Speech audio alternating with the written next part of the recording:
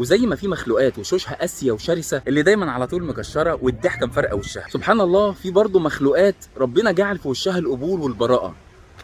ومن المخلوقات دي الدولفين، من المخلوقات اللي تشرح القلب، وحقيقي لما الواحد بيشوفها بينبسط.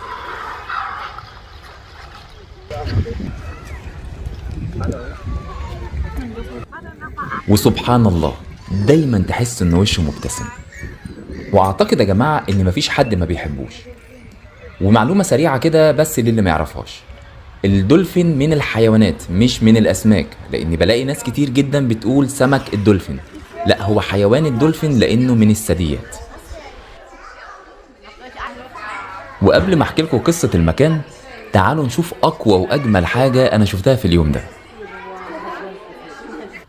واحنا دلوقتي يا جماعة موجودين في اكبر قاعة واقوى عرض دولفين موجود في اوروبا كلها.